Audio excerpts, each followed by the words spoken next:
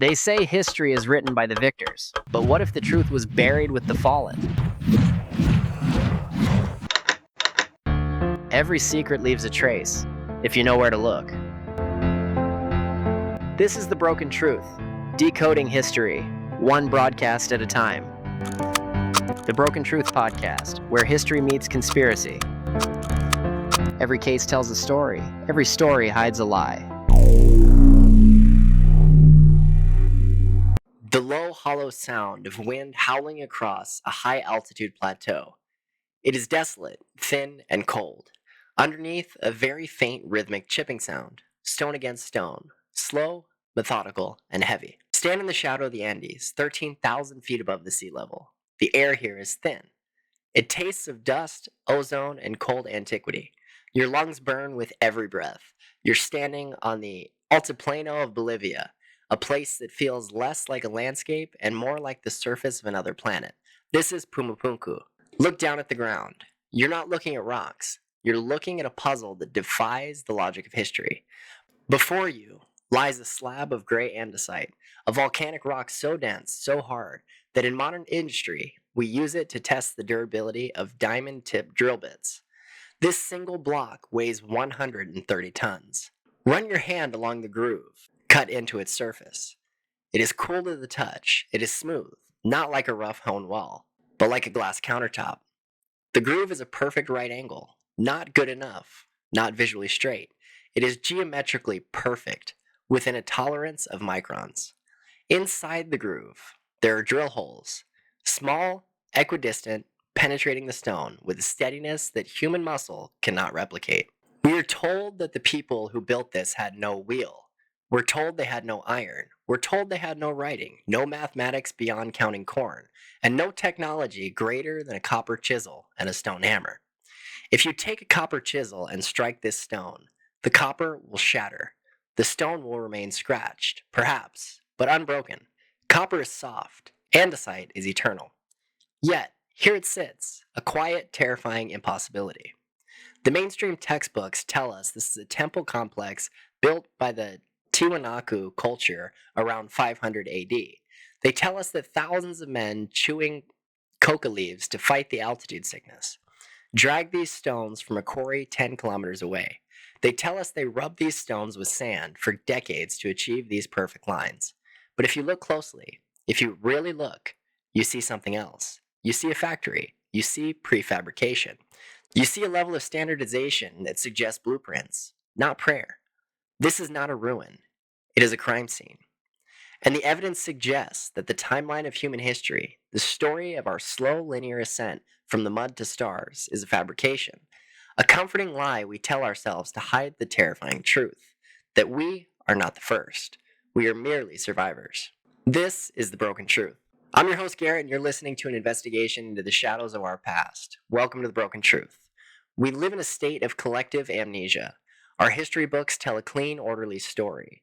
It is a story of progress. We were hunter-gatherers, wandering the plains. Then, roughly 6,000 years ago, in the Fertile Crescent of Mesopotamia, a spark ignited. We discovered agriculture. We built mud huts. Those huts became cities. We invented the wheel, the chariot, the steam engine, and finally, the microprocessor. A straight line, upward, and unbroken.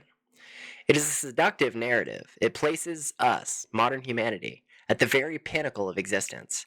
It tells us that we are the smartest, most capable beings to ever walk the earth. But the earth beneath our feet tells a different story.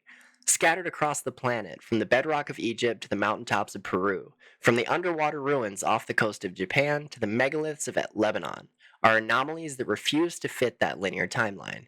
We find stones weighing over 1,000 tons, lifted and placed with the delicacy of a feather. We find precision engineering that defies our modern capabilities. We find evidence of a science that was lost, buried under a cataclysm of water and fire.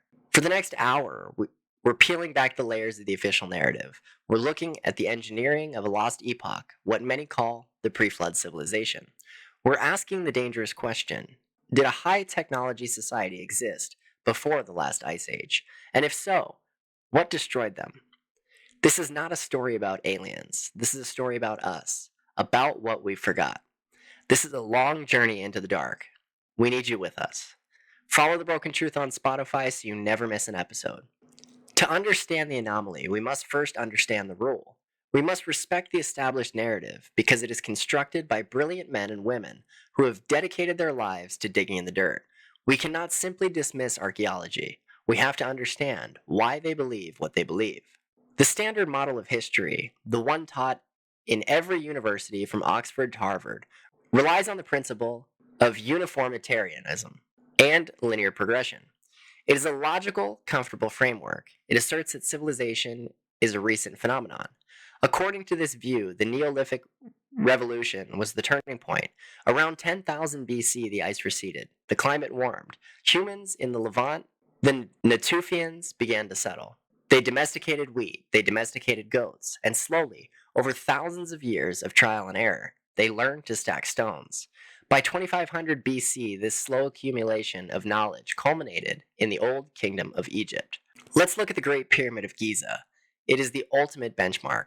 Mainstream Egyptology dates this structure to the 4th dynasty, roughly 2560 BC, built as a tomb for the pharaoh Khufu. It is composed of 2.3 million blocks of limestone and granite. The logistics, according to the textbooks, were a triumph of organization and manpower. We used to believe these were built by slaves, whipped into submission, but recent excavations by archaeologists like Dr. Mark Lehner have changed that story. In the late 1990s, Lehner excavated the lost city of the pyramid builders at the Giza Plateau. He didn't find slave pens. He found a corporate town. He found dormitories capable of sleeping 2,000 men. He found massive bakeries. He analyzed the animal bones found in the refuse pits. These workers weren't eating gruel. They were eating prime beef, sheep, and goat. Meat that was expensive and rare. They were eating better than average Egyptian villagers. The official story paints a picture of national unity. During the annual Nile floods, when the fields were underwater and farming was impossible, the pharaoh would conscript the population. It was a tax paid in labor, a way to unify the country. But how did they build it? Without the wheel, which Egypt would not adopt until the invasion of the Hyksos centuries later, the engineering explanation is purely mechanical. Simple machines, the inclined plane, the lever, and the roller. The quarrying of the limestone blocks was achieved, we are told, by using copper chisels and stone mauls. Imagine the scene. A worker takes a copper chisel. He strikes the limestone. The copper is soft. It blunts quickly. A second worker takes the chisel to sharpen it. This happens thousands of times a day. For the harder stones, the granite, they use dolerite pounders. These are balls of hard rock. The workers would stand over the granite and smash the dolerite ball against it, pulverizing the rock into dust, millimeter by millimeter. Then came the transport.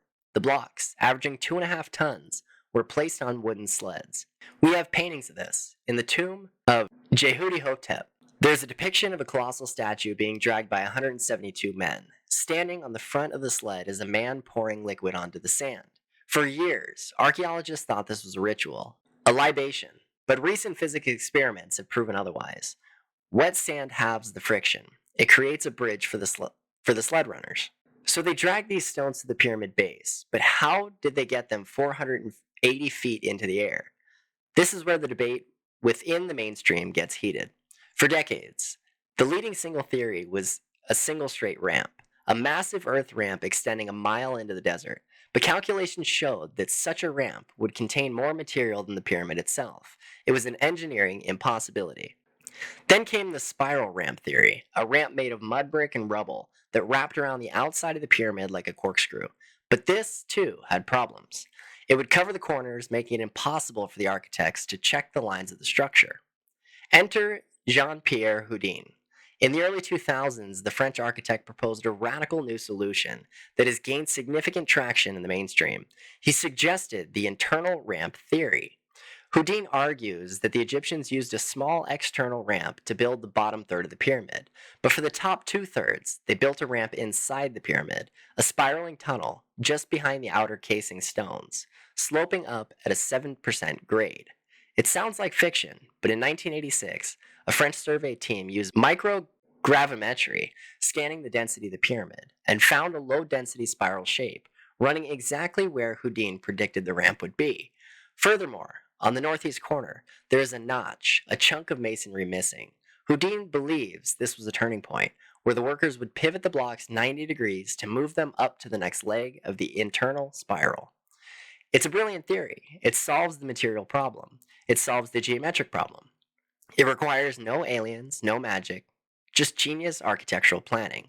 And what about the cutting, the precision? For this, we turn to the experiments of Denis Stocks, an expert in ancient Egyptian technology. Stocks has spent decades recreating these tools. He has proven that a copper tube spun with a bowstring can drill through granite if you use sand as an abrasive. The copper doesn't cut the stone. The sand cuts the stone. The copper just guides the sand. He has drilled cores, he has cut blocks, he has made vases. The official story leans heavily on these experiments. They say, look, we can do it. It takes a long time, it's incredibly difficult, but it's possible. They argue that we underestimate the ancients. We are impatient. They had all the time in the world. They had a worldview that measured tasks in generations, not fiscal quarters. If a pharaoh said, spend 20 years rubbing this rock with sand until it's flat, they did it, because the pharaoh was a god, and the stone was for eternity. The same logic is applied to the New World. When the Spanish conquistadors arrived in Peru, they stood before the walls of Sacsayhuaman. They saw limestone blocks weighing 120 tons, cut with such irregular, interlocking complexity that they looked like a jigsaw puzzle made by giants. The Spanish asked the Inca, how? The Inca reportedly replied, we did not build them. They were here before us. They were built by the gods. But archaeology cannot accept gods as a citation. So the narrative stands. The Inca or their predecessors, the Tiwanaku, used the scribing technique. They would hoist a stone up on a ramp, hold it above the stone it needed to fit into, and use a plumb bob to trace the irregularities of the bottom stone onto the top one. Then, they would lower the stone, pound away the excess with stone hammers, and lift it again. Up and down, pound and check, up and down, hundreds of times for a single joint. This is the official story. It is plausible. It fits the timeline. It keeps the timeline clean. It puts humanity at the top of the evolutionary ladder, right here, right now. We are the masters. They were the apprentices. They were primitive, but determined. They had strong backs of infinite patience. And for a long time, that explanation was enough. It satisfied the curators, it satisfied the historians, and it satisfied us. But then, you stop reading the textbook, and you start looking at the stone. You look at the feed rate of the drills. You look at the vitrification of the rocks. You look at the 100-ton blocks of granite that were moved, not across sand, but across mountainous ravines. And the mathematics of the official story begin to scream. The narrative isn't just cracking, it's bleeding. Because there are things in the dirt that a copper chisel simply cannot do, no matter how much sand you use, no matter how much time you have. We're about to walk through the cracks in the wall. Tap follow on Spotify if you're enjoying this investigation. Let's walk into the Serapeum of Saqqara, Egypt. You're 20 miles south of Cairo, deep underground, carved out of the living bedrock. The air is stale. The darkness is absolute, broken only by a thin beam of your flashlight. You're in the labyrinth of tunnels. In the alcoves of this tunnel system sit 24 massive stone boxes. Mainstream Egyptologists call them sarcophagi. They say they were built to hold the mummified remains of the Apis bulls, sacred animals worshipped as incarnations of the god Ptah. But when Auguste Mariette dynamited one of these boxes open in 1850, he found it empty. No bull, no bones, just the vacuum of empty space. Let's look at the boxes themselves. They're not made of the soft local limestone. They're made of rose granite and diorite, quarried in Aswan, 500 miles away.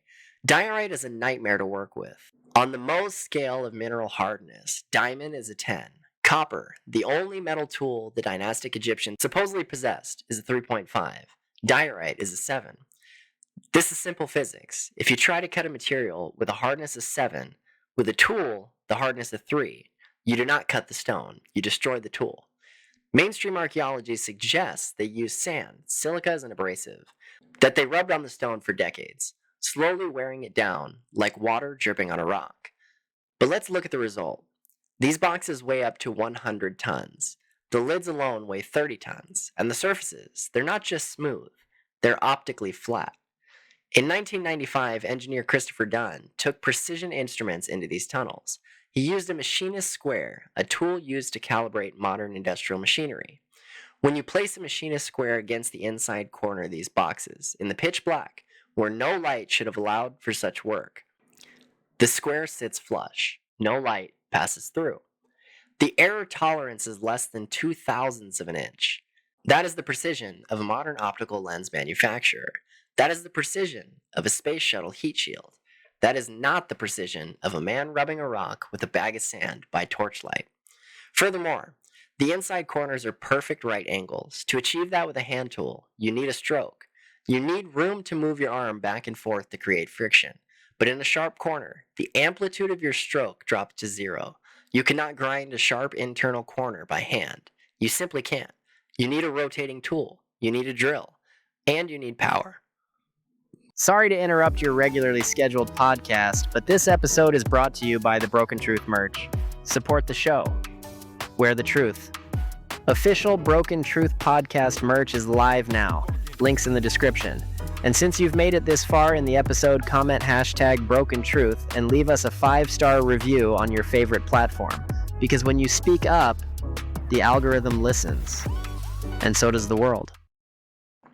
And the evidence for power tools is not just in the finish. It is in the mistakes. Go to the Petrie Museum in London and look at core 7. It is a core sample of red granite drilled out of the rock. Sir William Flinders Petrie, the father of modern Egyptology, examined this core in the late 19th century. He was baffled. He found spiral grooves running around the granite cylinder. These grooves indicate the feed rate of the drill, how fast the bit sinks into the stone with each rotation. The feed rate on core 7 is 0.1 inches per revolution. We cannot do that today. Our modern diamond tip drills spinning at 900 revolutions per minute cut granite slowly, grinding it away dust speck by dust speck. These ancient drills were plowing through solid granite with a pressure and speed that suggests the stone was yielding like butter. Petrie himself calculated that the pressure on the drill bit must have been over 2 tons. 2 tons of pressure on a moving drill bit. In the Bronze Age? How do you apply 2 tons of downward pressure with a hand-cranked copper tube? You don't. Now, let's leave Egypt. Let's go to Lebanon. At Baalbek, beneath the ruins of a Roman temple to Jupiter, lie the trilithon stones. 3 blocks of limestone, each one weighs 800 tons. They're lifted 20 feet into the air and placed so precisely you cannot fit a razor blade between them. The Romans were incredible engineers. They had cranes, they had pulleys. We have their manuals. We know their limits. The maximum lift capacity of a Roman tripostos crane was roughly 6 tons. If they combined dozens of cranes, maybe they could lift 60 tons. These stones are 800 tons. Roman records exist for the temple built on top of them. But there are no Roman records for the moving of the trilithon. Why? Because the Romans didn't move them. They found them. They looked at them. They realized they couldn't move them and built their temple on top of the only foundation strong enough to hold it.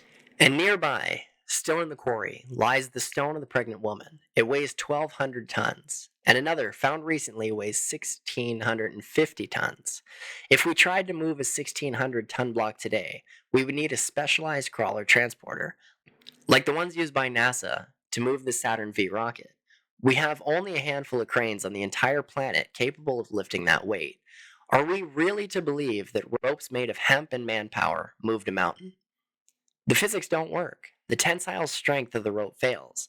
The crushing weight on wooden rollers turns them to pulp. If you put that much weight on a wooden roller, it doesn't roll. It shatters. Travel east to India. The Barabar Caves. Carved out of single masses of granite. These are not natural caves. They're artificial chambers. The walls polished to a mirror finish. This is known as the Mauryan polish.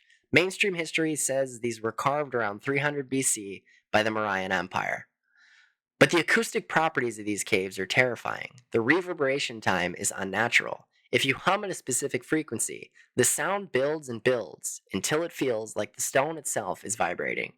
Engineers who have studied the surface roughness say the polish is not decorative. It's functional. It's designed to reflect sound waves with zero loss.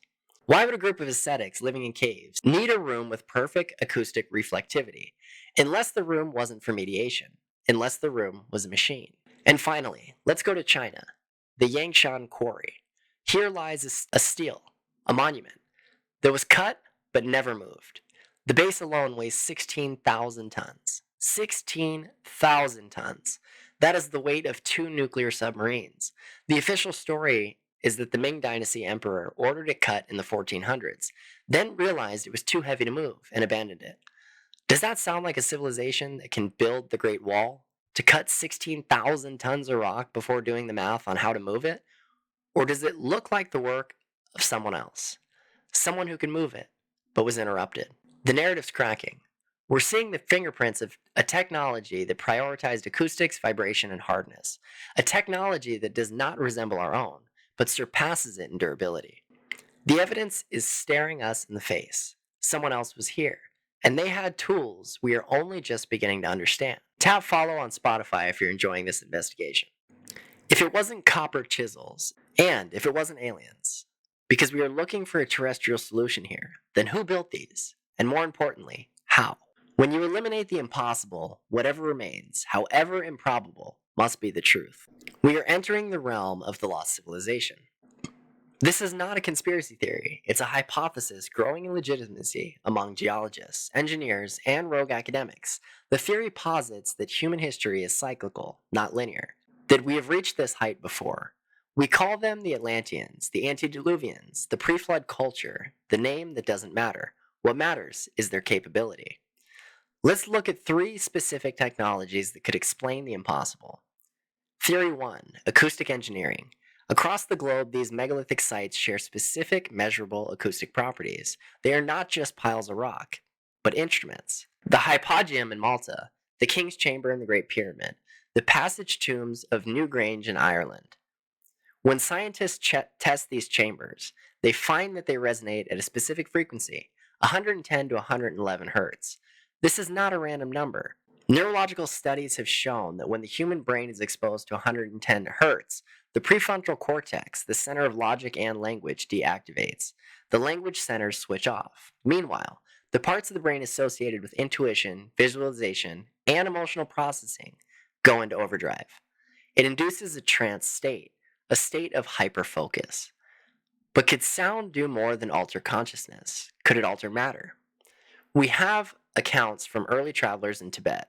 They describe monks using massive horns and drums, arranged in precise geometric arcs, to levitate heavy stones up sheer cliff faces. For a long time, this was dismissed as folklore. But today, in modern physics labs, we have acoustic levitation. We can suspend water droplets, styrofoam beads, and even small insects in midair using standing sound waves. The sound creates a pressure trap that gravity cannot break. If you scale that physics up, if you understand the resonant frequency of granite, the song of the stone, it is possible to make the stone weightless, to vibrate the lattice of the atoms so that gravity loses its hold. Maybe the magic words in ancient myths weren't spells. Maybe they were frequencies, codes. Theory 2, geopolymers.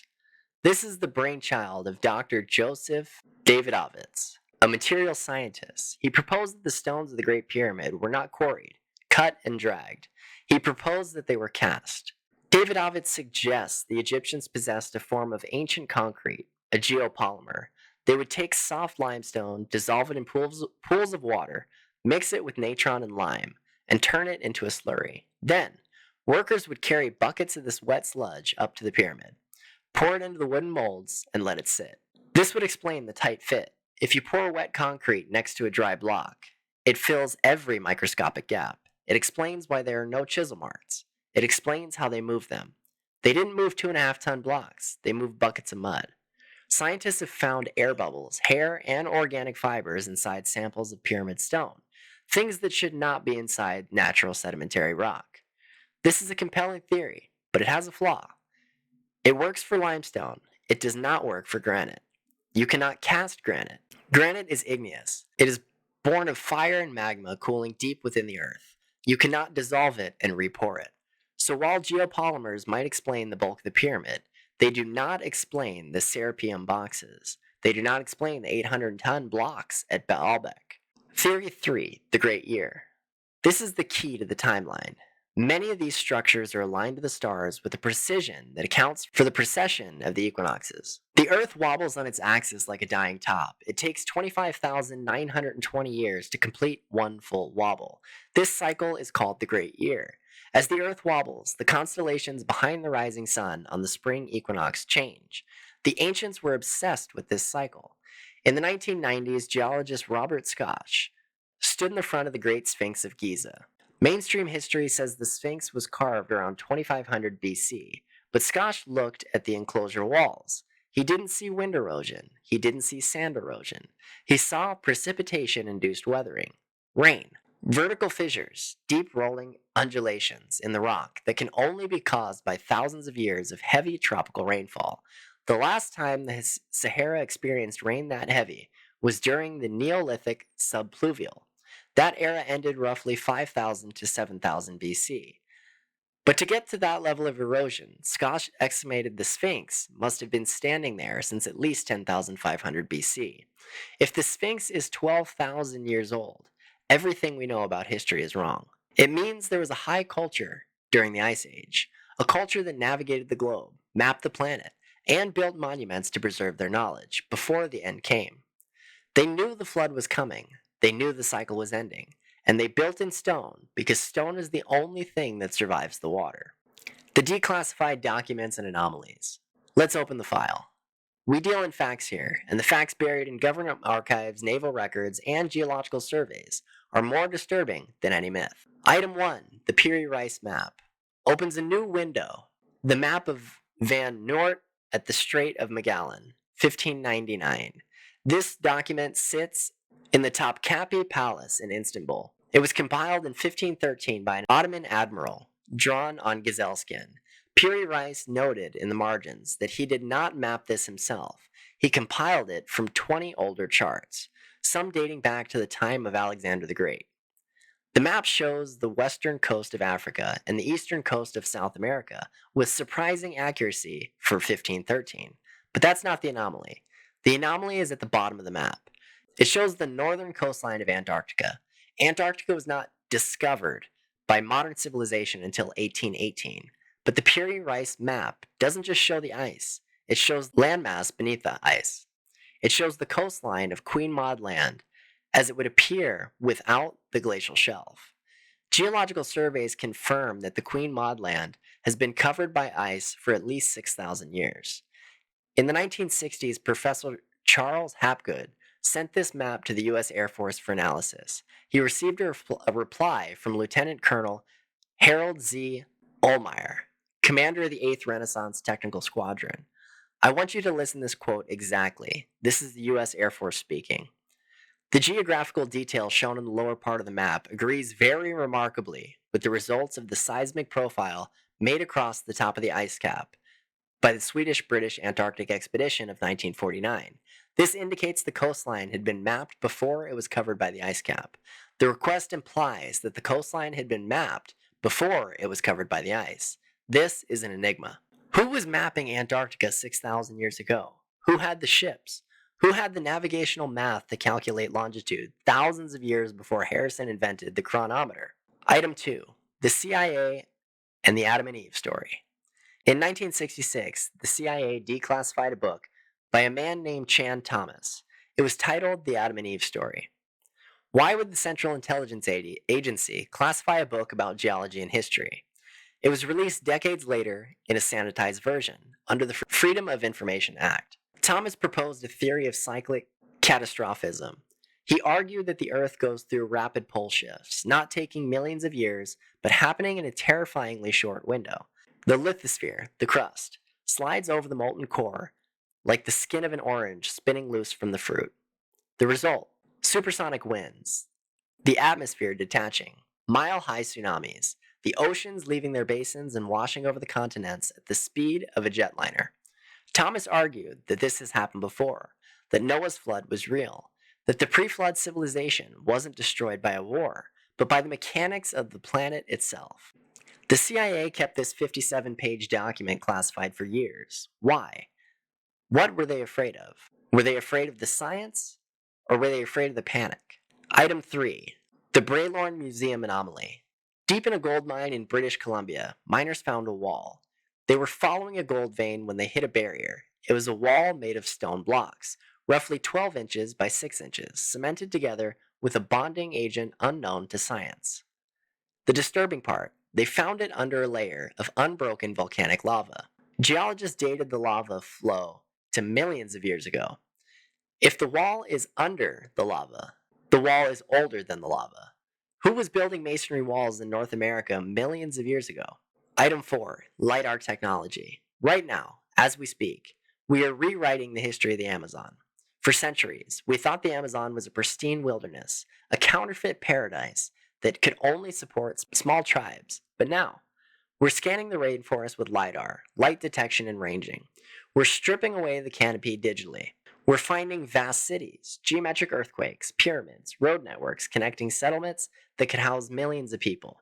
In the Xingu region, we see evidence of garden cities. We see a civilization that engineered the soil itself, Terra Preta, a black earth so fertile it regenerates itself. We're walking on top of a graveyard of empires. The evidence suggests that a global seafaring, master-building civilization existed. They had accurate maps of the entire planet. They possessed engineering that defies the copper chisel.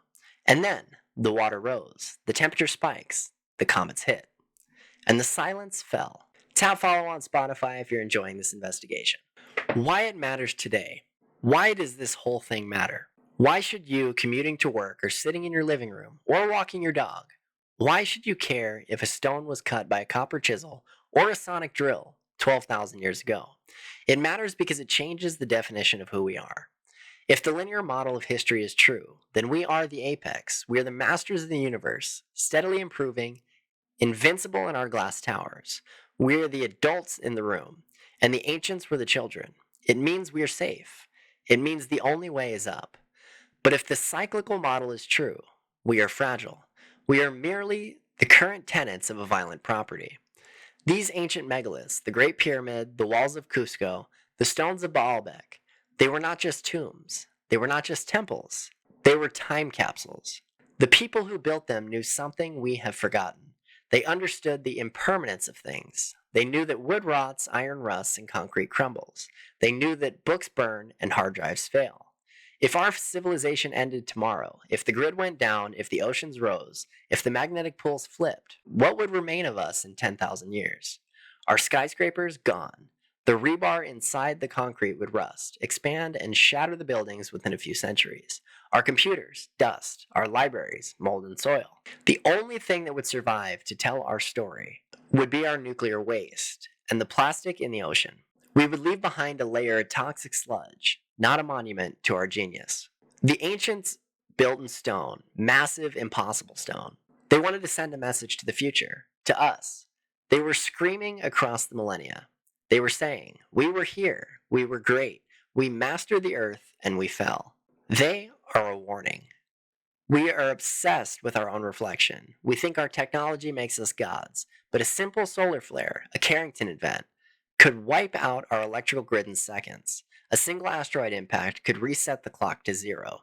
Looking at these stones is an act of humility. It forces us to realize that we are part of a cycle that rises and falls, a destruction and rebirth. We are suffering from species-wide amnesia. We have forgotten our parents. We have forgotten where we came from. And because we don't know where we came from, we don't know where we're going. We're walking blindly into the same catastrophe that wiped them out. The stones are the only things that remember, and if you listen closely, they're trying to wake us up. The investigation does not end here. The stones are still there, waiting. They've watched civilizations rise and fall like tides. They've seen the ice come and go. They have seen the sky burn, and they will likely be there long after we are gone. Next time you look at the history book, ask yourself, is this the truth, or is it just the story we tell ourselves so we can sleep at night? The truth is broken. It is scattered in the ruins. It's waiting for you to pick up the pieces. This has been The Broken Truth. Follow The Broken Truth on Spotify and share this episode with someone who's ready for the truth. In a world built on hidden histories and half-truths, we've only just begun to peel back the layers. Because what you've heard tonight was never meant to be known, but you were meant to find it. If you're ready to go deeper, leave us a review, comment your thoughts, share this episode, and step inside the archives. Join the inner circle, where the real evidence is kept.